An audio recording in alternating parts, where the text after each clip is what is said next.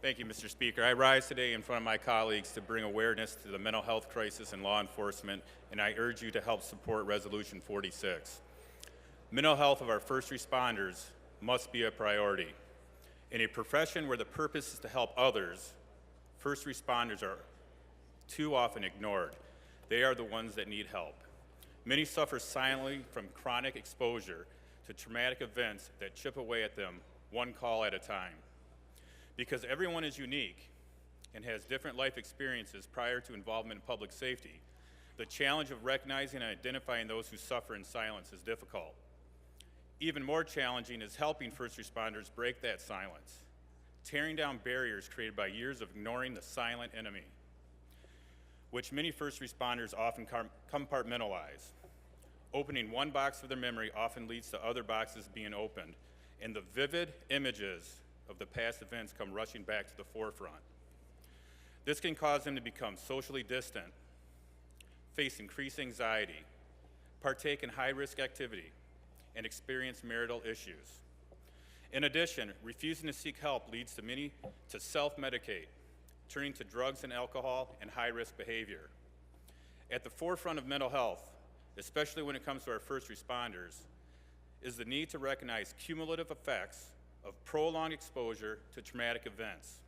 We must acknowledge that post-traumatic stress disorder, or more commonly PTSD, may not be caused by a single event, but rather the accumulation of events drawn out over many years of exposure to trauma.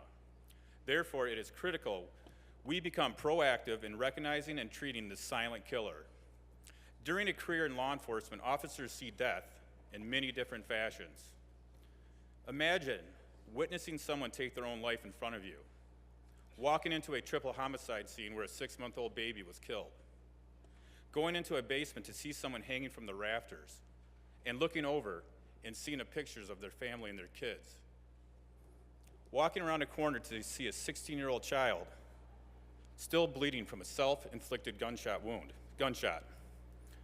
responding to a 5-car fatality where young people were burned alive inside the vehicle, dealing with an ATV accident where a 15-year-old was decapitated, and giving CPR to a 6-month-old baby who didn't make it, pulling up to a pedestrian who had jumped off an overpass and was struck by numerous vehicles, walking through the woods to find someone crushed by a large oak tree, and walking into a room where there was a decomposed body and the pet dog had not been fed.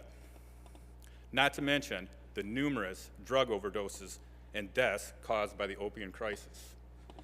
This is what our first responders face on a daily basis.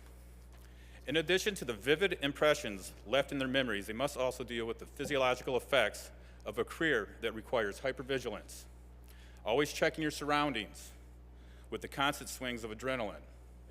In one respect, being a first responder is like flying an airplane. You can be cruising along smoothly one minute and face a life or death encounter the next. Hearing the words, "Officer down," "Shots fired," is something every first responder will remember. Our first responders have an incredible amount of responsibilities. Not only are the police officers charged with maintaining order, but they also serve as counselors, social workers, psychologists, clergy, and mediators.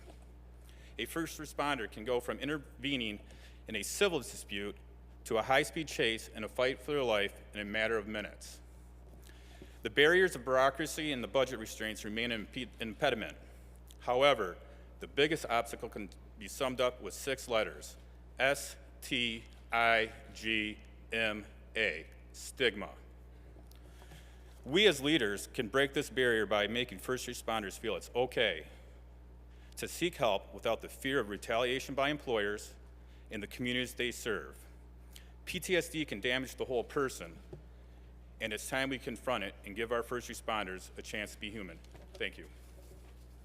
Thank you, Representative. The question for the House is the adoption of House Resolution 46. All those in favor of the resolution will say aye. Aye. Those opposed say nay. The resolution is adopted. For a special introduction, the chair recognizes Representative Mueller. Thank you, Mr. Speaker. Today I have some very special guests with me. They are Lieutenant Jeff Neville from the Bishop airport. He had just retired, and he was the one who stopped the terrorist attack in Flint, and his throat was slit across by a terrorist trying to take over and get his weapon. I also have from Detroit, Officer Joel Dobis, who was going to aid his partner who was being viciously stabbed with a knife and received over 168 stitches to his face. And I also have former Sergeant Bob Hudacek from the Livingston County Sheriff's Department, who spent years investigating fatal accidents and was at a scene when a car had 6 out of the 8 people killed, and they are all under the age of 17. They are seated in the South Gallery. Thank you, Representative. With a special guest of Representative Mueller, please rise, and thank you for your service to the state of Michigan.